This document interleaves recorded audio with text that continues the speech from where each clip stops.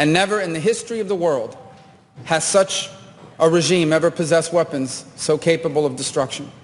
Iran is led by a supreme leader who is a radical Shia cleric with an apocalyptic vision of the future. He is not a traditional geopolitical actor who makes decisions on the basis of borders or simply history or because of ambitions.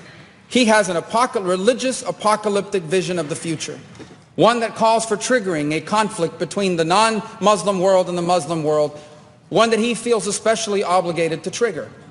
And he's going to possess nuclear weapons. This is the world that we are on the verge of leaving our children to inherit. President, I'll be brief. I know the senator from Tennessee would like to close on this matter. I think everything that needs to be said about the details of this deal have already been said. I do want to be recorded for history's purposes before I know what is going to happen in regards to this if it goes through. Iran will immediately use the money that it's receiving in sanctions relief to begin to build up its conventional capabilities.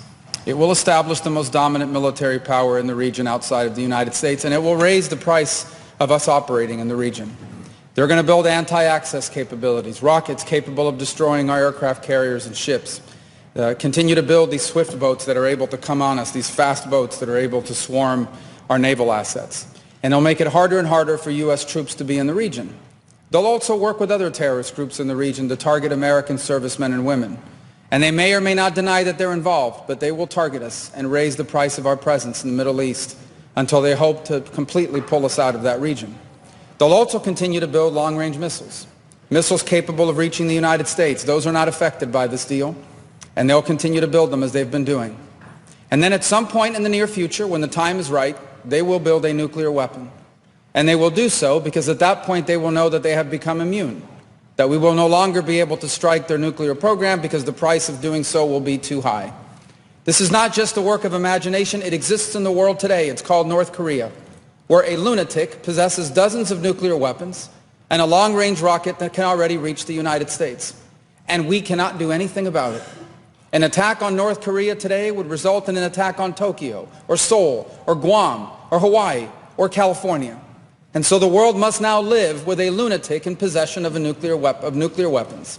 And this is the goal Iran has as well, to reach a point where they become immune to any sort of credible military threat because the price of a military strike would be too high. And then they become an established nuclear weapons power. And never in the history of the world has such a regime ever possessed weapons so capable of destruction. Iran is led by a supreme leader who is a radical Shia cleric with an apocalyptic vision of the future. He is not a traditional geopolitical actor who makes decisions on the basis of borders or simply history or because of ambitions. He has an religious apocalyptic vision of the future, one that calls for triggering a conflict between the non-Muslim world and the Muslim world, one that he feels especially obligated to trigger. And he's going to possess nuclear weapons. This is the world that we are on the verge of leaving our children to inherit. And perhaps we ourselves will have to share in it. And so I want to be recorded for history's purposes, if nothing else, to say that those of us who opposed this deal understood where it would lead. And we are making a terrible mistake.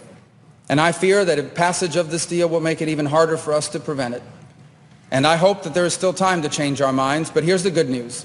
Iran may have a supreme leader, but America does not.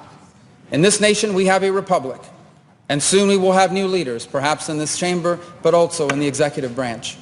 And I pray that on their first day in office, they will reverse this deal and reimpose the sanctions and back them up with a credible threat of military force, or history will condemn us for not doing what needed to be done at this critical moment in the world's history.